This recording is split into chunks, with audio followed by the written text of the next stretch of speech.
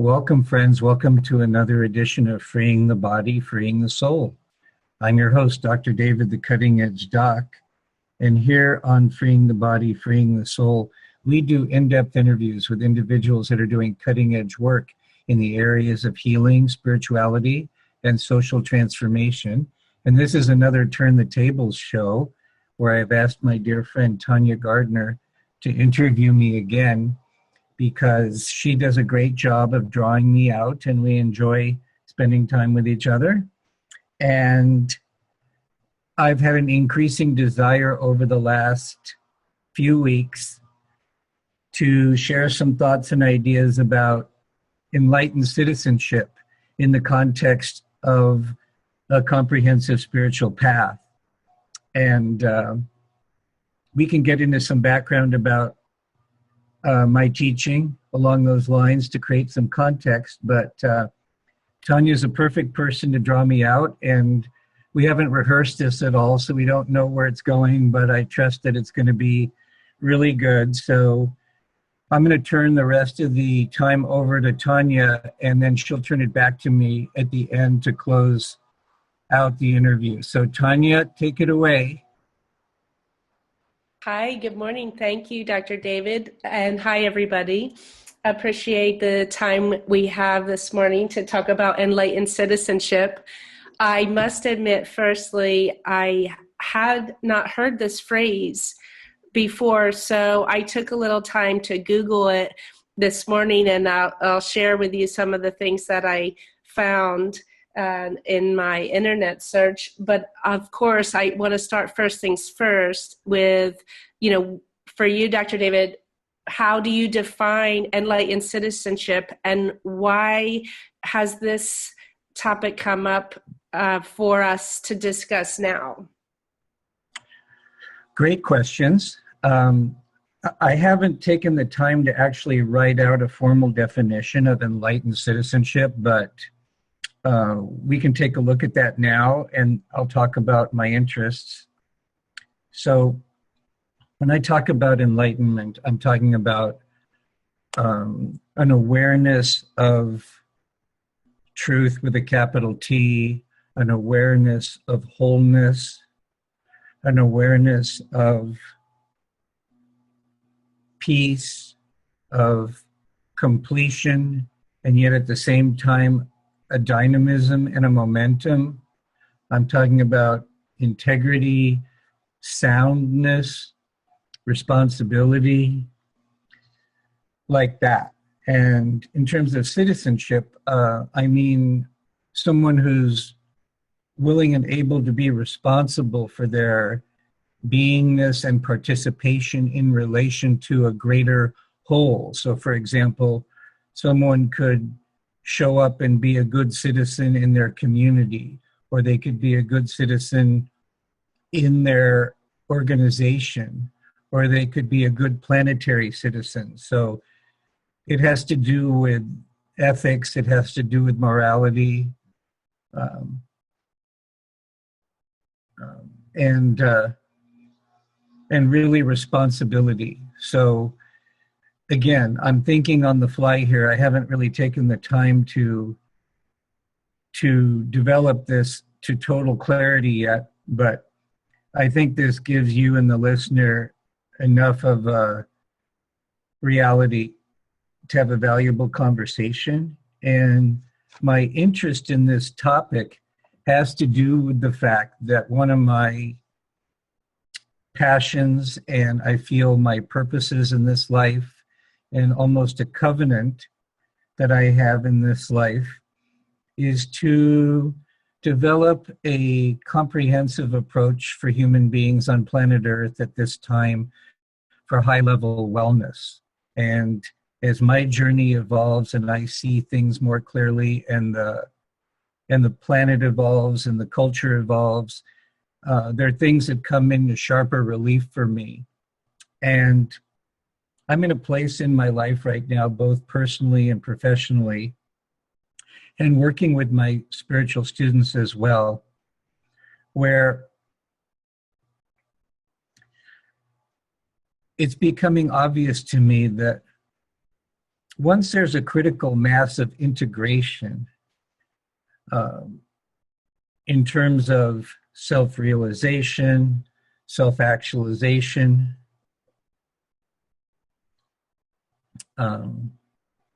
addressing your physical body in ways where the physical body is empowering you and your life gets in pretty good shape and your communication improves and your relationships improve.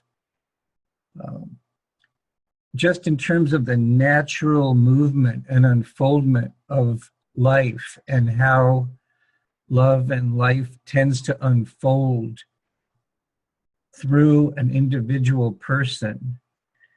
My observation is that once people reach that level, that there very naturally becomes more of an interest and more of a concern and more of a caring about wanting to make a difference at the collective level. And by collective level, I mean like beyond our friendships. You know, like want to really make a difference in our organizations, or really make a difference in our community, or really make a difference in terms of healthcare, or really make a difference in terms of the way the economic game on the planet works, or really make a difference in terms of ending world hunger, or in terms of whole being education, or like that. And so there's a natural movement toward being a effective, responsible individual in relation to these greater dynamics. And historically, along the spiritual path, there's been kind of this, on one hand, there's some people that kind of poo-poo all that, like as if that's not as important as other things. And then you've got, you know, people on the other end of the spectrum who we might call them social activists, who think that's the most important thing and who kind of poo-poo people that are on a spiritual path, believing that it's a narcissistic thing, et cetera, et cetera. And so this, to me, personifies this apparent schism between what we could call the man or woman of the world who has worldly concerns, and what we could call the mystic, the being who's been more focused on self-realization. And to me, this schism is not real. It's simply a product of the unenlightened human mind. And what in my observation, what happens is anytime that you take action from a space of lack, from a belief in lack, it's never going to have the result that you wanted to have. It's not going to be what I call authentic action. It's not going to be coming from true desire. It's going to be reactive. It's going to be compensatory, and it will never produce the result you really wanted to produce. On the other hand, there are people who have ideas about enlightenment and unity that are actually false ideas that actually take them away from the fullness of being a human being. And so that gives you a little background about why I'm so interested in this idea of enlightened citizenship and why it's coming up now, because to really embrace enlightened citizenship, it requires a deep inquiry into unity, so that there's a realization of unity that includes all of existence in all of these dynamics and all of these areas. And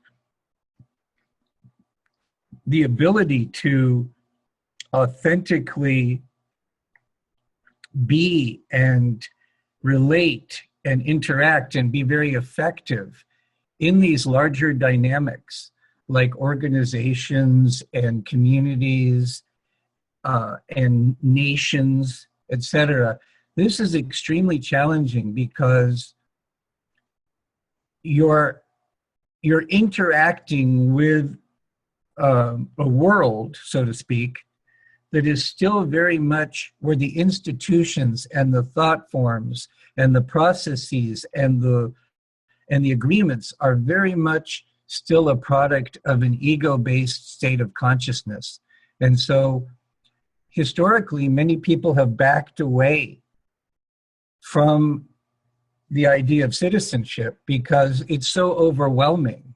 You know, until you have a really good sense of who you are as an individual and until your relationships are in pretty good shape, the idea of even taking on responsible citizenship in a large company or in a community is so overwhelming that either people will shy away from that or they will get entangled in those dynamics without really being clear, and then they actually become part of the problem. And very many times people end up with health problems and they become very bitter or very disillusioned or very angry, and that just plays right in to the forces that they actually would like to end up transmuting. So does that give you kind of enough reality reference points to kind of create some meaning and for this conversation and some power? Yes, it does. Thank you. I think there's literally 20 reference points of what you just said in the last 3 or 4 minutes that we could dive into as an entry point. I think where my interest is the bridge between the mystic and the social activists. And this is what I see in my own reality is that this, what you said is, in reality, there is no schism between these two ways of being, the mystic and the social activist. But I do see the tension that can arise from there. And you mentioned the word lack, in coming from a place of lack and what I would call lack of integration of those two ways of being. And I wonder, would you include with lack also a judgment where the one is judging the other? Yes, absolutely. And to the extent that social action is based on judgment, to that extent it will never be wholly successful. And it's very important for people to realize that there's a difference between judgment and discernment. There's a difference between judgment and a preference. There's a difference between a judgment and a standard that you establish for yourself based on love and respect. And until people make these distinctions, they will not give up judgment because they don't want to throw the baby out with the bathwater. Right. And the righteousness gets in the way because it's a turnoff. Well, I mean, it's a turnoff, but it gets in the way for a lot of reasons other than it being a turnoff. Even if it wasn't a turnoff, it just wouldn't have the power to accomplish what people are really wanting to accomplish. I mean, if you look at history over the last few thousand years, it's a story, and the story is mostly about one group that believes that they're right, using their righteousness as a justification to forcefully impose their will on another or another group and to invalidate the other group and to justify the use of force or threat or theft or coercion or lying. That's basically been the story of human history over the last few thousand years, and it's just been a competition for dominance within that more, better, different game. And any attempt to participate in that game from a judgment position is just being part of that game, which I call the vicious circle. And so until someone is willing and able to see that that is what is happening, and see the utter hopelessness of any action that's taken based on that way of being, the game is just going to continue on and on and on and on. But at the same time, the avoidance of these larger dynamics to keep oneself playing small just as an individual, or to keep participating with a small group of intimates against this world that you judge as bad and terrible, which many quote unquote spiritual people have done for a long time, is not effective either, and doesn't produce ongoing joy and happiness and health either. Mm-hmm. And so this is something that I have observed for a long time, and it seems like things are coming to a head at the collective level now, that it seems appropriate to be having this conversation in a more public forum right now. Mm-hmm. I'm curious about your reactions to the conversation so far, and what it's bringing up for you at deeper levels, because you're probably a great proxy for a lot of the more spiritually mature listeners to my podcast, and who people that are listening to this in other contexts as well. You know, one of the reasons I have you interview me is that I'm so close to my own work that it's so useful to have the discipline of and the enjoyment of communicating with another human about these ideas and these understandings. Mm-hmm. Yeah. Thank you for the question. For me personally, I've been on the mystic path pretty much, my whole life, and I have shunned away from the social activism, and I have moments of great hope, and I'm excited that things are coming to a head. I see it, and I want it, and I see, definitely see collective consciousness increasing. People are waking up, the vibrations are getting higher, and some days I feel hopeful, and then on other days I don't. So I kind of go back and forth in my sense of what's happening at the collective level. I think what you said about a deep inquiry into unity, where, that vicious cycle, we see these things play out again and again and again. And it's like, when is it, we are getting bored. We're getting bored of the game. And I can see on one way, like, it'll just fizzle. If you look at even, in our political world, just in the United States, how few people are voting, less and less and less. It's like, the interest is moving out of there. And that is, I see that as both a positive and not so positive, because we don't kind of want to leave it to its own device in a sense. But I also like that, we're not feeding it so fervently. So, that's really where, as I'm more willing to step into the arena of social activism and see the unity and say, okay, you can be a mystic and you can be active, and learning more about the spiritual path of, the ego can only see things in black and white. It has to have a reference point. So you all continually reinforcing this polarity, and just like, it's time for a new game. Yeah, exactly. And the new game requires that you think outside the box. Like, the ego game is divide and conquer. So, like, let's take politics as the object lesson for this conversation right now, okay? Yeah. Okay. So I think Donald Trump got like 26 or 27% of the eligible voters to vote. And so on one hand, Trump's election was an expression of exasperation of the collective, saying, hey, we're not going to have business as usual. And yeah, this guy's a loose cannon, but what do we have to lose? On the other hand, you don't have any moral authority to lead people when such a small percentage of people voted for you. And a lot of those votes were protest votes against Hillary Clinton and the machine. So that's the challenge. And so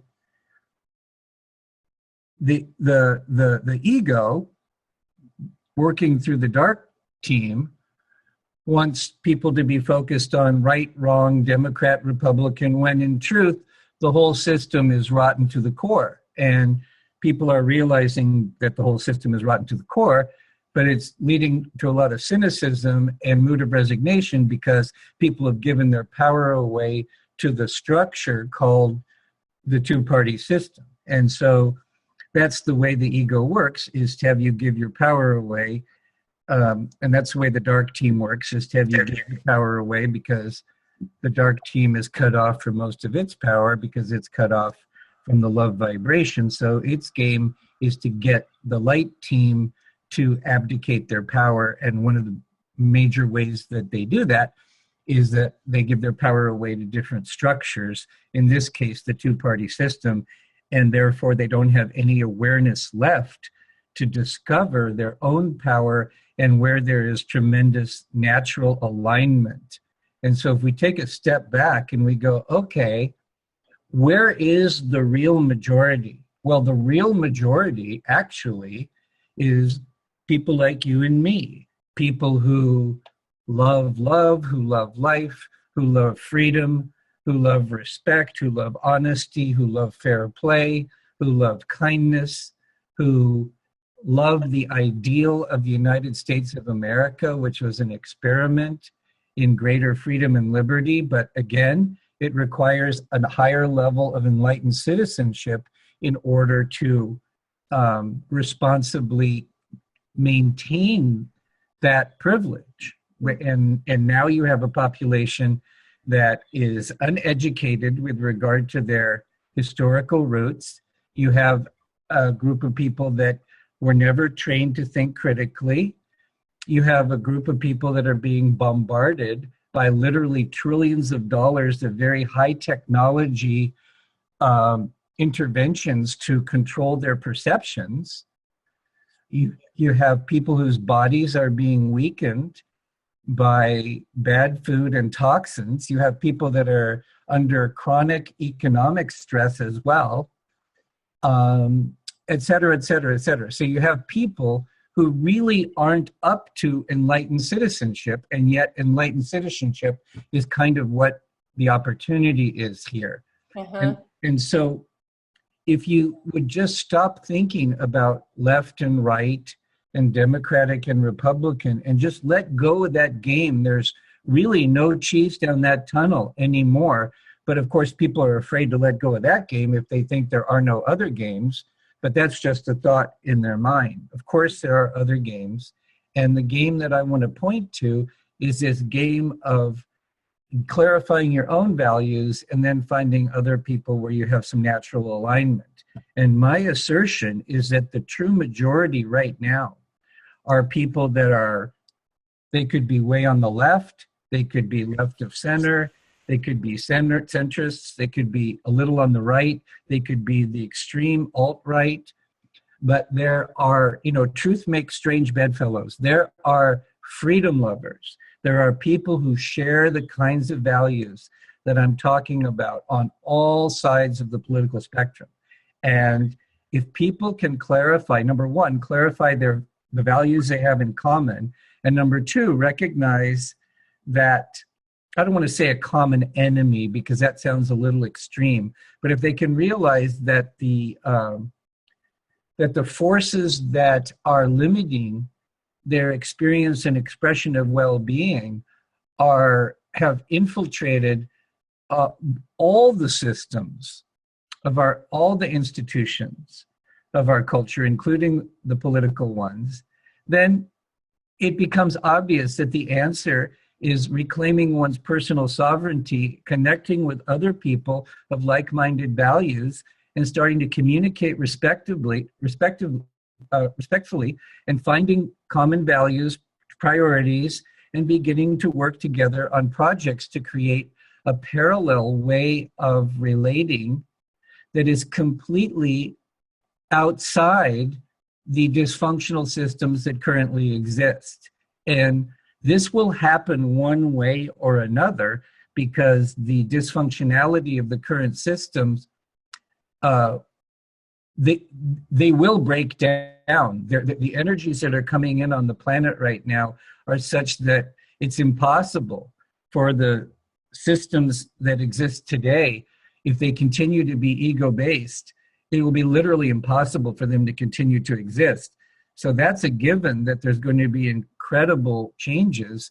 But what isn't a given is, are the changes going to be smooth and elegant and joyful, or are they going to be experienced by the majority of people as catastrophic and earth-shattering? And so that's where I come in as a light worker. That's where I come in as a spiritual teacher to assist in that transition period so that it can be a lot more smooth and a lot more joyous. And so there are people doing great work in the area that I'm talking about, but you won't find them if you're hypnotized either to mainstream media, or if you're so overwhelmed that you've cut yourself off from all channels of communication that have to do with this level of citizenship. You're not going to connect to it. And that's exactly what the dark forces want. They want you either to be hypnotized into their narrative, which is mainstream media, or they want you to be so overwhelmed that you shut down completely and abdicate your responsibility as a citizen. And that's just as good as far as the dark forces are concerned.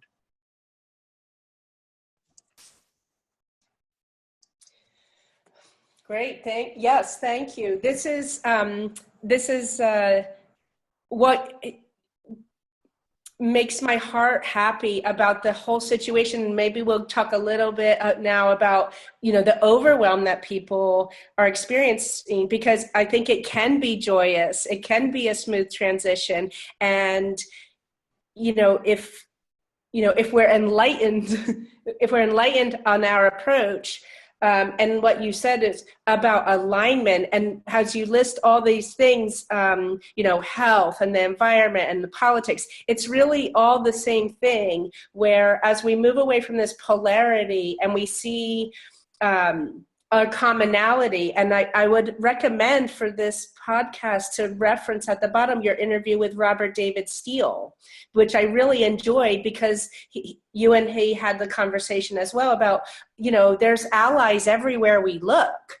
And if we can drop the us versus them mentality and move towards alignment, then it doesn't have to be this painful crisis that we're going to have to go through. But this is where I see people getting stuck in the overwhelm, where, they don't know, you can understand how people sit down, look around and say, oh boy, look across the spectrum at all these messes. Or I think there's another way to look at it at the higher level. It's all the same thing. And what you're talking about, personal sovereignty and working at the individual level, and to bring that energy and that beingness onto the planet in many, by the millions of us who will do that. Yeah, I have a couple of thoughts on what you said, or triggered by what you said. One is to talk about gradient and to talk about the dynamics. And I touched on this before, but it's probably useful to say it more directly. If as an individual your life is in terrible shape, the odds of you having satisfying personal relationships are almost zero. If your personal relationships are completely a mess, the likelihood that you can be a consistently high-level contributor in your organizations and groups is very low. If you're not part of a group of people that are aligned with love and truth, the odds of being able to live your stand in our culture today is very low. So that's one comment, is we need to respect our gradient and where we are if we're going to be effective. Many people set themselves up for failure. It's like having a car where you might only have a first gear and a fifth gear, and you try to go from first to fifth, and it's overwhelming, instead of respecting the nature of how human beings perceive and how they grow and how they learn and how they can become more effective. And so there needs to be a more accurate model that we use for assessing where people are and giving people a viable path to get from point A to point B, so that it's not just another setup for failure. And then the other thing I want to say is that human beings, like 99.999% of human beings, are social creatures and are much more influenced than they would like to admit by the standards and the energies and the thought forms and the agreements of the groups that they're a part of. And, you know, one of the things I've seen in my work over the years is so many freedom-loving people are surrounded by dysfunctional families or dysfunctional organizations that they work in, that they do feel overwhelmed. And if you have the faith that there are other freedom-loving people, there are other people on a lighted path, but you're not going to find them where you're looking. And you've got to set some boundaries to create a little space for yourself. And people don't realize that they can get addicted to these dysfunctional vibrations to the point where it even becomes part of their identity. This runs very deep. And so it requires a lot of courage, a lot of faith and consciousness to say to the universe, hey, I don't know a lot of other people that are kindred spirits, kindred souls to me, but I have faith that they're out there, and I'm putting out my request to the universe to find them, and I'm willing to let go of my judgments and my righteousness that these people don't exist, and I'm willing to pay attention to my experience and follow my energy and follow my joy. People would start to find each other. On another level, people like myself. Can I ask you a question about that? Because this is the area I'm not clear on. I was just wanted to complete a thought, and then we'll come back to that. The other thing is that people like myself and Robert David Steele and others, we're going to be offering and promoting new structures to the public pretty soon that will likely resonate more fully with who you really are, and that will connect with this deeper kind of alignment. So that's the other part of the picture, is that there's some light workers who have an interest in creating structures that are based on ideas that are more sound and more workable. So let's get back to you, Tanya. Well, it brings up something for me regarding like the individual soul agreements that have been made in the book Love Without End, Glenda Green, about our rights and freedoms. It talks about, you know, granting yourself and others their equality and their inequality, and respecting each soul's journey. So there's absolutely that's vital.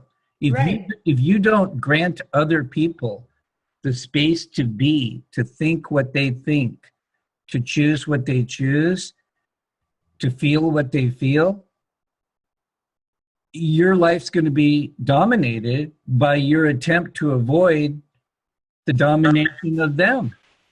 Mm-hmm. So I don't, I'm not clear on bringing light onto the planet, we have, the dark forces, the light forces, and then we have each soul's own choices. And so how is that unified? I don't understand. How could it not be part of the unity?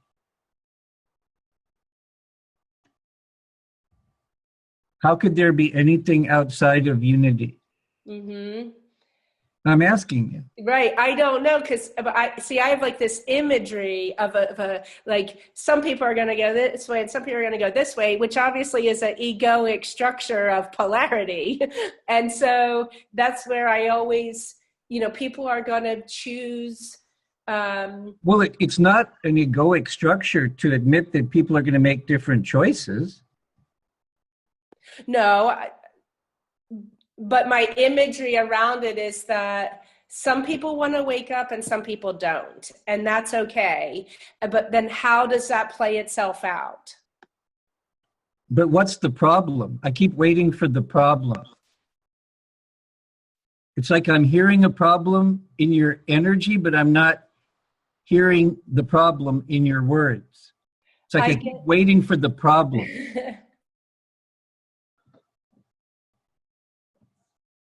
Like, is it not okay with you that some people are on a soul's path of serving the dark side? Yeah, I guess that's it. So that's your problem. Yeah. Yeah, and it's a judgment. Like, I'm judging them. Like, oh no, where are they going? You see, to me, it's totally okay. And I really want to have both. I really want to invite you to take a deep breath and work with this analogy or this metaphor, okay? Uh-huh. If you were a tennis player and you wanted to get really good, you wanted to explore the fullness of your potential as a tennis player, what kind of opponent would you want to play? The best.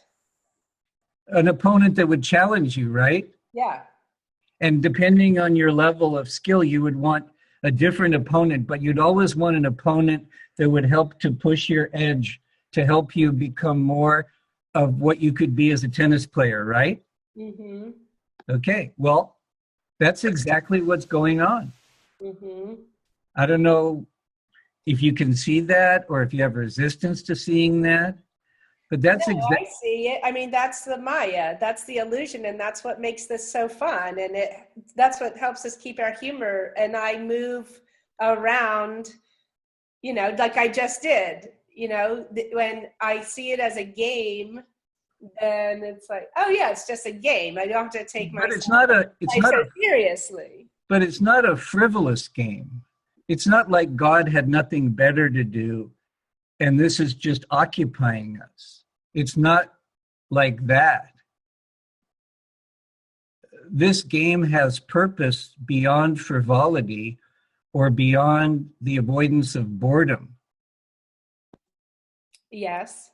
And it's important to tap into what that is all about. What is more of the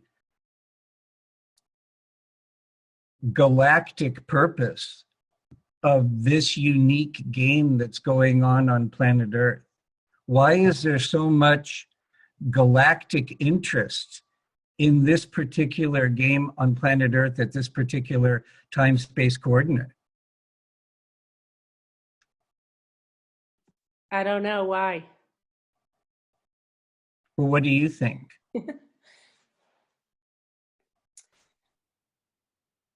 Well, I only can regurgitate things that I've heard that resonate as truth to me. So what do you think?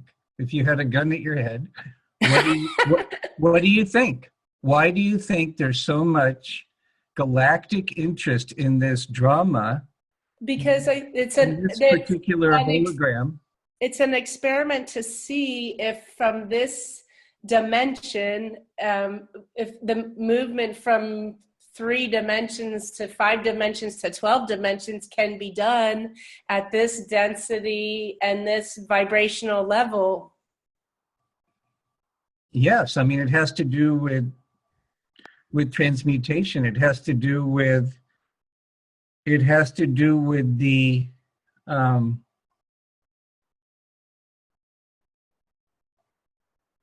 do with the,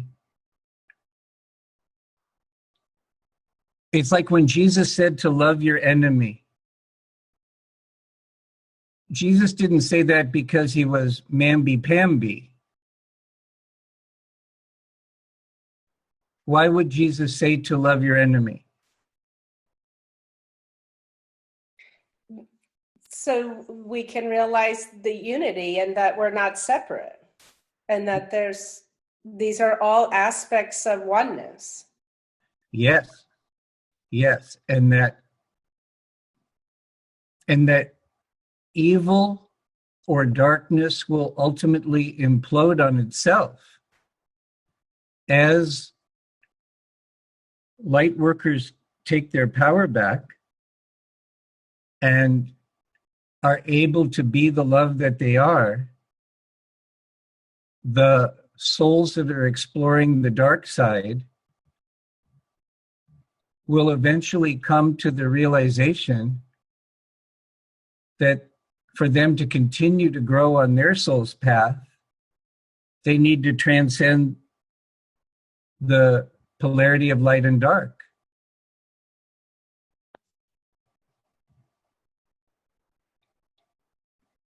Well, that's very interesting, because you just said that to me as the light worker 4 minutes ago. Yes. And light workers have to do the same. But it's a little bit of a different challenge, because light workers have given their power away much more than the dark team has given within their limited scope of the power that they can access. Yeah. They have been much better stewards of their power than light workers have been of their power. Mm-hmm. The dark team, within their own frame of reference, within the power that they are able to access given their rejection of love to a great extent, because they only love their small image of what they are. So they've cut themselves off from like 98% of the love energy, but within the energy that they are able to access, they have been much better stewards than the light workers have. They have been very focused. They've been very coordinated. They've been very thoughtful. They've been very deliberate in their planning. They've been very committed to their plans. They've done a lot of long-range planning. They've been very one-pointed, and they've been very committed, and they're very clever. And so the light workers historically, the well-meaning people, the good-hearted people of the world, have been very easy. Of course, I'm generalizing here.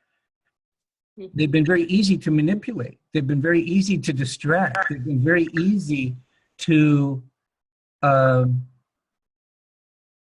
suck their energy and to hypnotize them and to put viruses into their thought forms and into their bodies. And because the good-hearted people have not been good stewards of their own power, and they've abdicated their responsibility. And up until now, most of that's been going on so behind the scenes that the average person in the world has just pretty much been being used. But now it's so obvious that things are not working, that people are starting to question things more deeply, and that's the beginning of taking your power back. So does this help you to have a deeper understanding of what you were being and the questions you were asking earlier? Yep. Mm-hmm. Yeah, it does. It's fascinating. And what you said, what it brings up for me is, of course, the light workers. I don't know. I say, of course, I speak for myself. That of course, the approach was a softer, yielding, because on the light side, it's a perversion of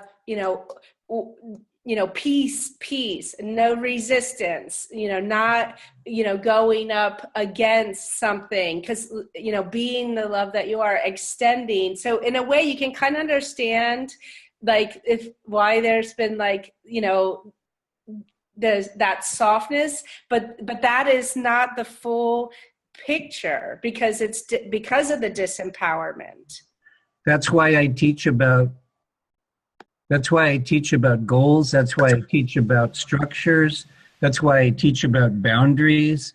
That's why I teach about lovingly saying yes, lovingly saying no, because there needs to be a yang to go along with that yin energy. And one thing that's important to understand is that by the 1990s, the New Age movement had been infiltrated by the dark side.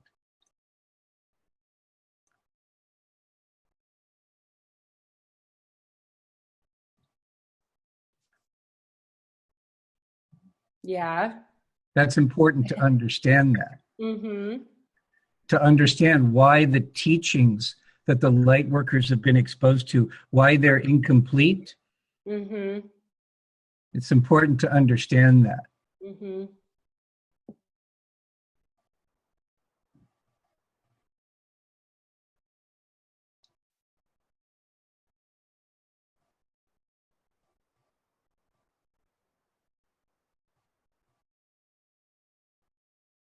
There's so many false teachings. There's so many incomplete teachings.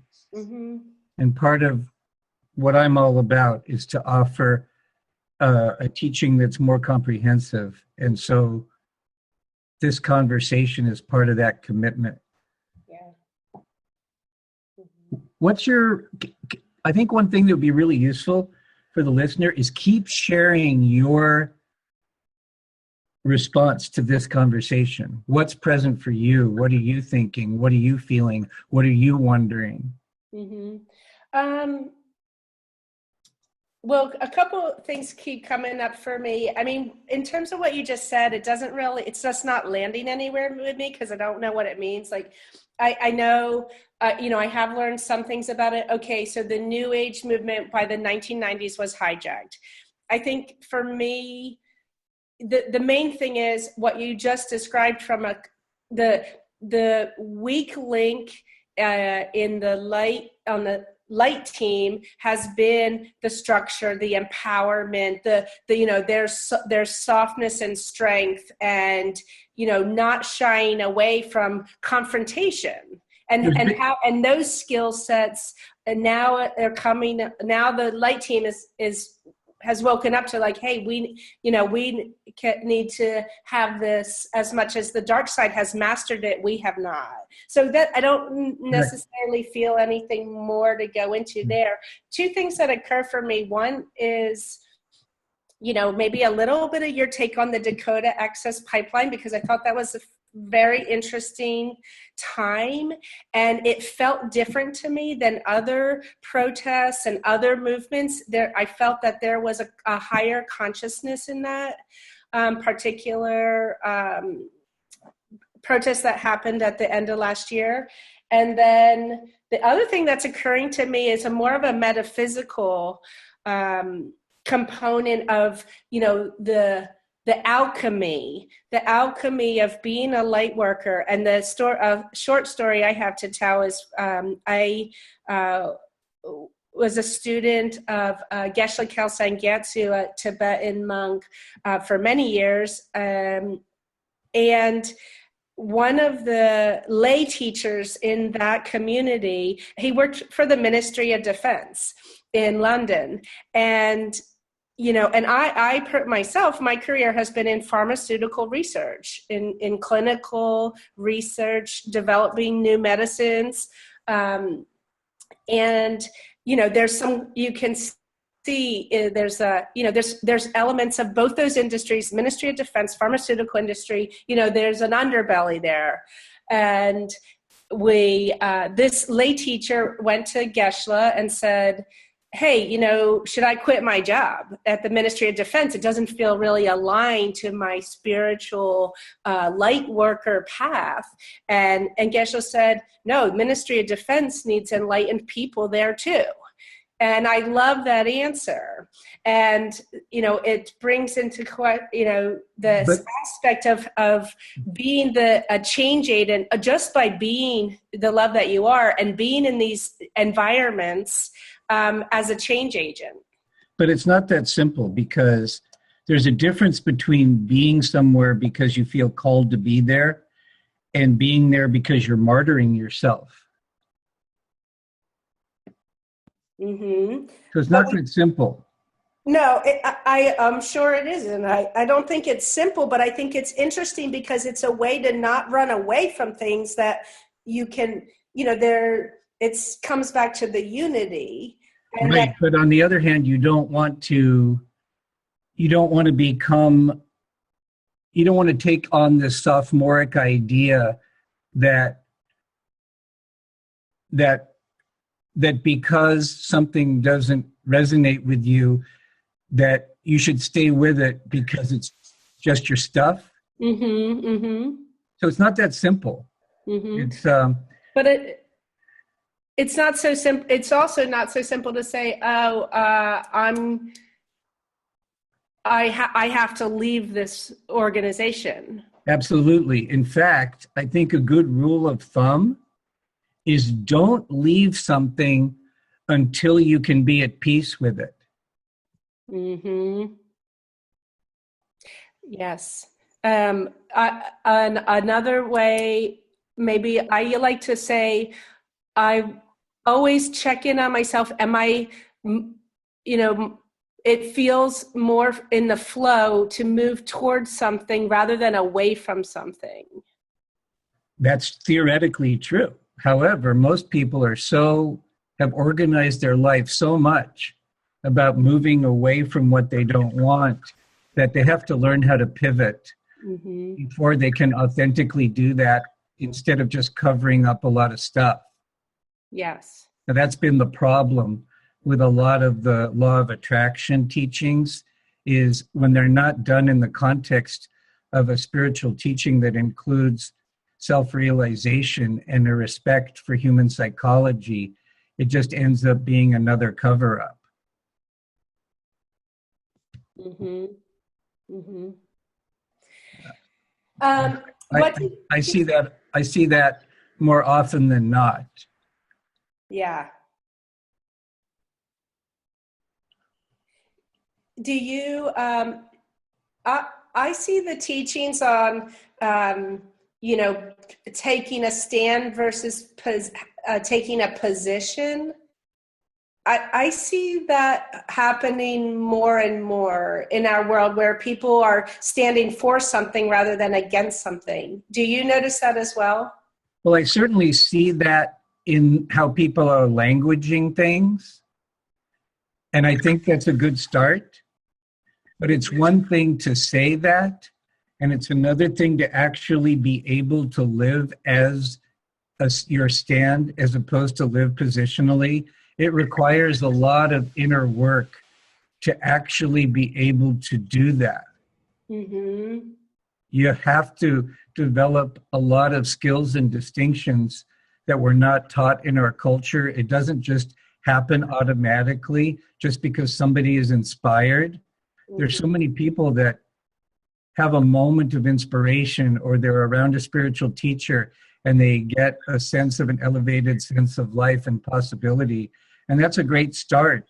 But it's one thing to know that you've had a great start, but then if you confuse that for the ability to be that way consistently, you're going to fool yourself and you're going to get yourself in trouble. Mm-hmm.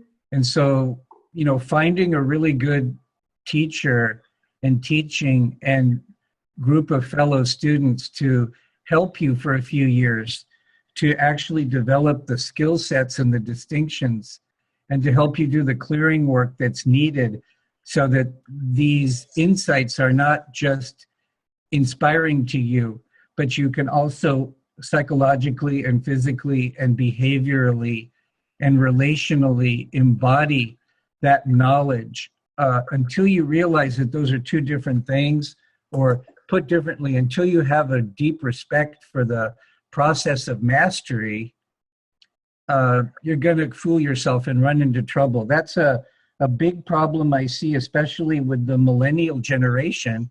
They are so exposed to thousands and thousands of ideas that they get excited about, but they don't have the follow through. They don't have the understanding. They don't have the distinctions. They don't have the respect for the natural rhythms and cycles of life, because their life has been so virtual, so soundbite, that they don't realize what it takes to master something, and they haven't developed the psycho-spiritual strength to go through what you need to go through from the point of being inspired to the point where you actually master something.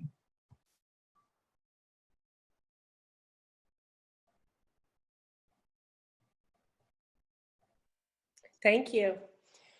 Yeah, I'm being, I feel moved to get your take on two recent big political movements, and to ask you, if you see any differentiations between them. The first one is in 2008, the Occupy Wall Street after the banking crisis. My thought on that? What's that? I'll give you my thought on that. Well, wait, I want to ask you a question first. So there was that in 2008, and then 8 years later, if you look at Dakota Access Pipeline protest, to me, those are two, they were very powerful and interesting protests, but very different. And I'm wondering if you can compare like the change from one to the next over the course of 8 years. Sure. So with Occupy Wall Street, to me, the useful part of Occupy Wall Street was that they were attempting to draw attention to the deep state and the particular manifestation of the deep state manifesting through Wall Street. And to me, that was the value of it. To me, the limitation of it was that it was primarily oppositional. They got stuck in what they were opposing. They were getting stuck in focusing on what they didn't like, what they didn't want, what they wanted to move away from. They didn't actually pivot off of that and participate actively in creative alternatives. And I think that was the downfall and the reason why that movement was self-limiting, because it didn't go beyond protest. And I think the reason the Dakota Pipeline had a different flavor to it was that there was love there. There was love for the land. There was love for the elements. There was love for honoring a way of life.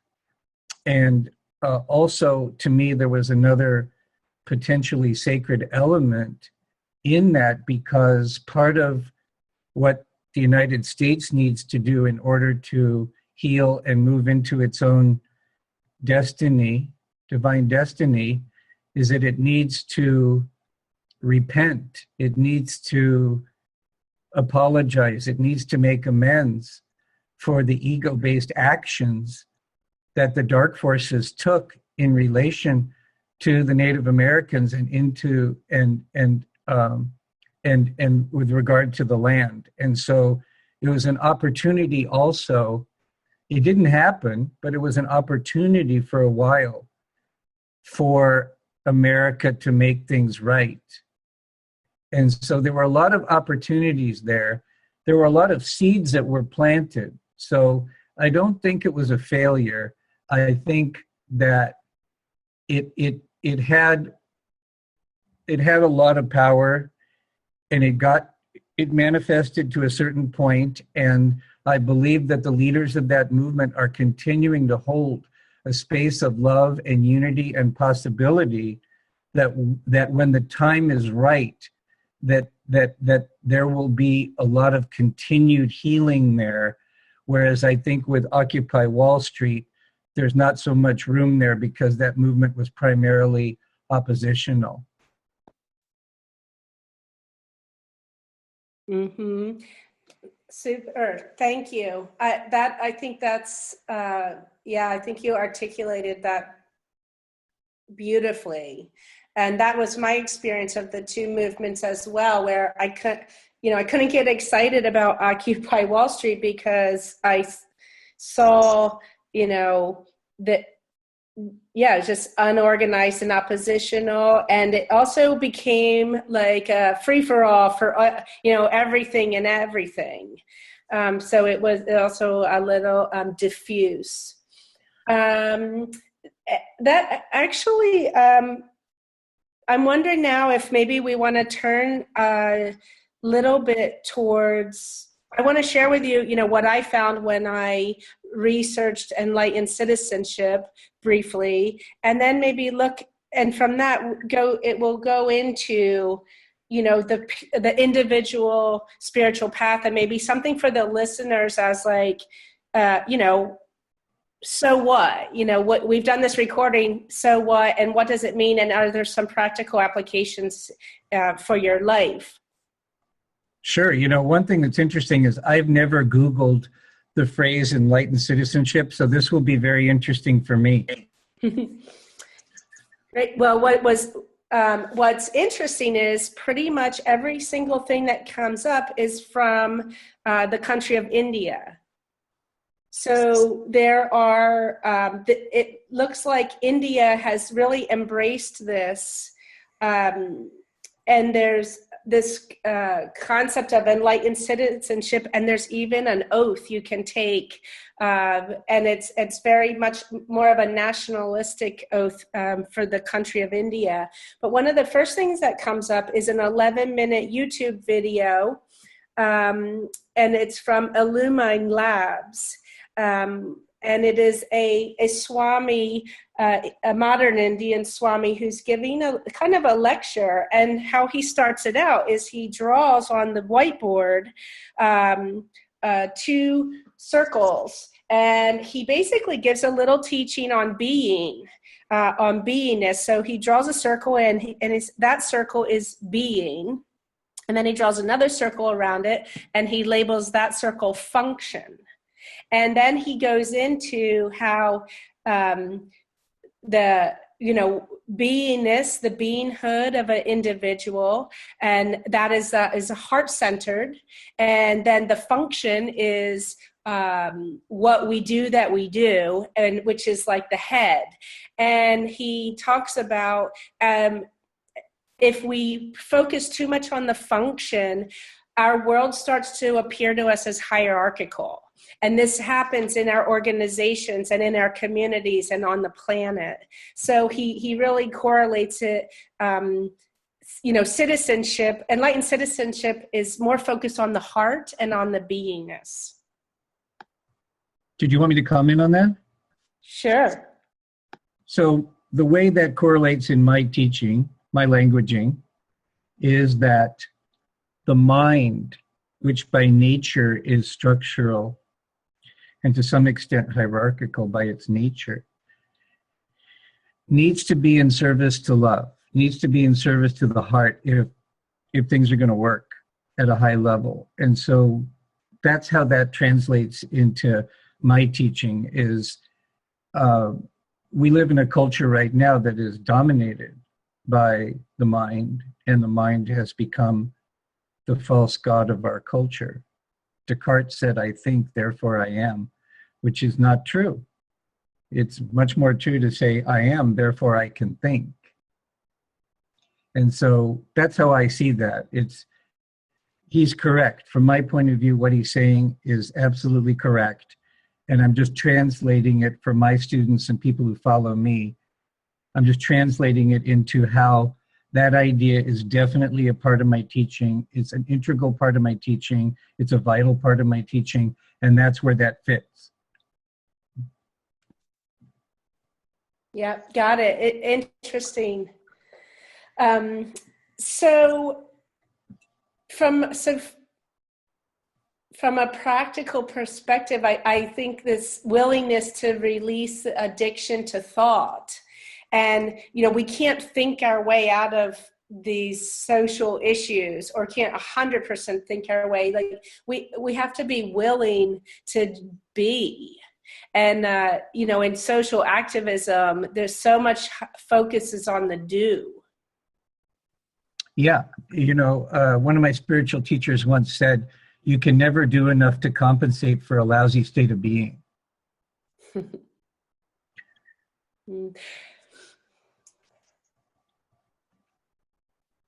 What I notice is the last thing people want to do is be. But you can't do being. I know. It's a joke. It's my corny joke, but you can't. But there is like this, and we've talked about this before. That with our technology and our phones and the bombardment of information, and that our short attention spans, and that is only increasing in our information age, that it's uncomfortable for people to be in silence or be without their phone for 10 minutes. So what I think to be the catalyst of change requires, like you say, the heart over the mind, to love senior to structure. So is there any advice for the listeners, or on how to create more of the beingness and invite more beingness into your world? David Kamnitzer.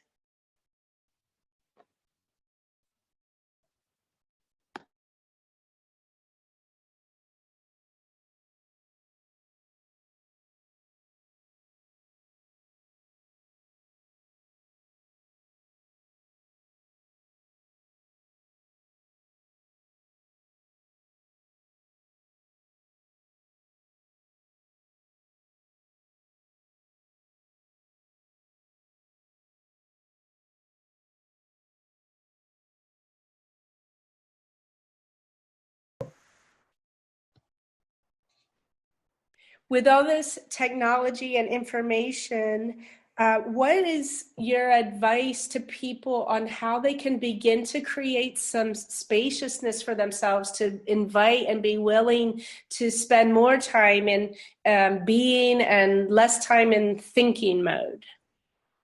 Well, the first thing I would say is that it's important to realize that from the ego point of view, pure being is perceived as the ultimate threat. It's perceived as death. It's perceived as lack of existence, because ego-based consciousness cannot conceive of beingness that is not defined by something else. And so to have compassion for that, and to understand that, and to be open to the possibility that what you consider to be the way life is, and what you consider your perceptions to be real, that it's just one way of perceiving life, and that there's a whole other way of perceiving life that maybe you don't know about that, and to have some humility about that, and to have some interest in that area. And in terms of translating that into practicality, one of the easiest ways to do that is to practice a very simple but powerful teaching that I learned from a spiritual teacher named Bentinho Massaro, where you actually demonstrate to yourself that you exist independent of any particular thought or of thinking in general. And the way that you do that is you desire to do that, and so you take a slow, deep breath, and then on the exhale, as you exhale the air, you also offer your willingness to release your right or attachment to any thinking and to any thought. So you actually let go. You use an act of will, of personal will, to let go, of faith and will, where you let go of your ownership or your right to thinking or thought for just a few seconds. And if you do that a few times and you do it sincerely and honestly and fully, what you discover is that you didn't die. What you discover is that you still exist. You might have a sense of presence that doesn't necessarily have an object. You might just be aware of being aware.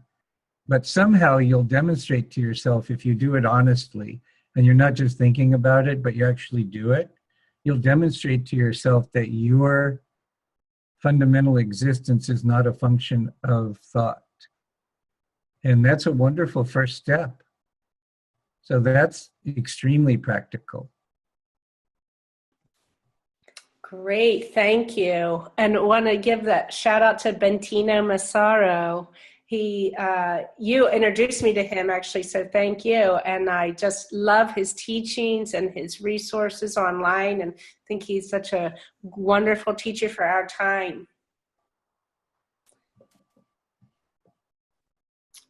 Okay, well, I think what I'd like to do is wrap this up. I think we've had an incredibly rich conversation, lots for us and the listeners to be with. Is there anything regarding enlightened citizenship that you'd like to say to help us close? That it's a natural progression of authentic being.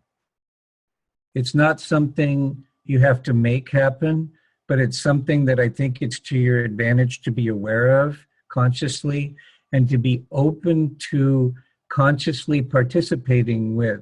There's a natural motion in that direction, but if you can consciously participate with it and know that it's coming, know that it's here, and understand where it fits into the larger picture, I think it can be to your advantage. And, one of the biggest barriers to happiness and joy and effectiveness is having a static definition of something that actually is dynamic. And self-realization is actually very dynamic. There's a dynamism to beingness. Self-actualization is actually very dynamic. Life is actually love in action. So life itself is very dynamic. And people are afraid of the dynamism very often because they're afraid of losing their center or that feeling of overwhelm. But when I talk about enlightened citizenship, I'm talking about participating consciously in these dynamics from a still point, from a centeredness that allows for the motion without getting entangled in the motion.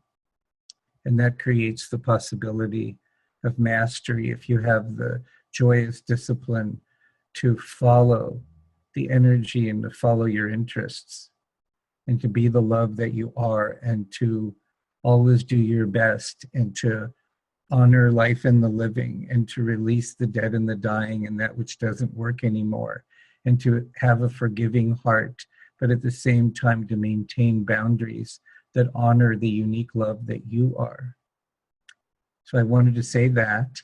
And then also I wanted to say that if this conversation has moved you and you'd like to get in touch with me for any sincere purpose, whether it's working with me one-on-one or bringing me to your community or being part of some kind of a group that I might be leading or to possibly have a joint venture business proposal or opportunities to teach and impact more people, I'm very open to that. I can be reached in several ways. I have two websites. One is my podcast website, which is cuttingedgedoc.com. That's cuttingedgedoc.com. I also have a website for my private healing practice, which is davidkamnitzer.com. That's DAVIDKAM as in Mary, N as in Nancy, ITZER @gmail.com. I also have a YouTube channel with my name on it. I may choose to put this audio up on the YouTube channel as well. My email address is david.kamnitzer@gmail.com. David dot, like a period, Kamnitzer@gmail.com. So I wanted to make sure you guys had access to further communication with me if that was your desire.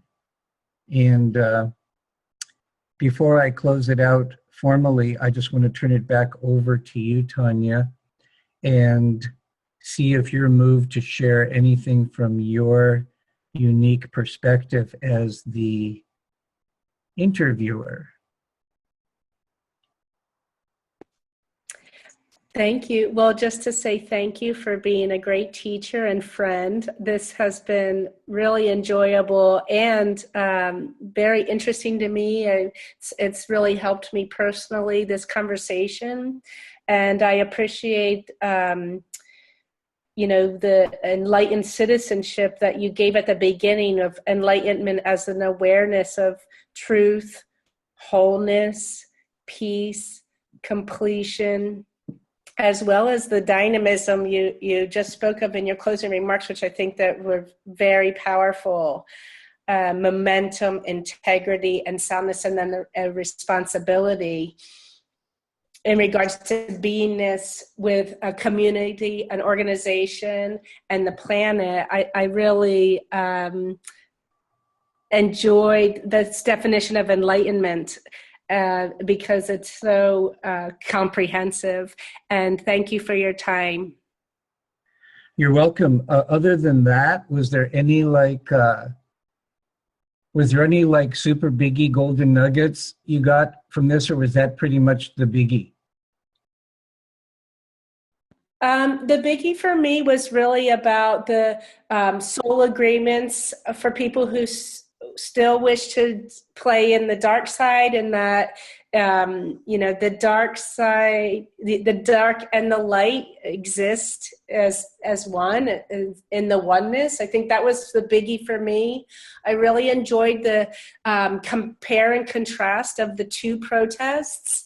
I really think those are like living examples of where we're moving towards a more enlightened way to protest, a more enlightened way to take a stand, and what are the critical success factors.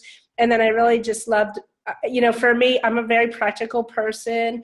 I'm attracted to spiritual teachings that you can apply this in your daily life right here and now. They're not esoteric or, lofty, that you can really get, some experience right away. And so I really liked the practical, the breathing meditation, and you mentioning Bettina Massaro. Those were the big nuggets for me. And thank you so much. I think, anybody can understand that and put it into practice. Beautiful. So thank you, Tanya. Ladies and gentlemen, you've been listening to another edition of Freeing the Body, Freeing the Soul. I'm your host, Dr. David, the Cutting Edge Doc, and today it was one of those Turn the Table episodes where I was being interviewed by my dear friend and my student, Tanya Gardner. So with that, until next time, we'll close with love and peace. Bye for now.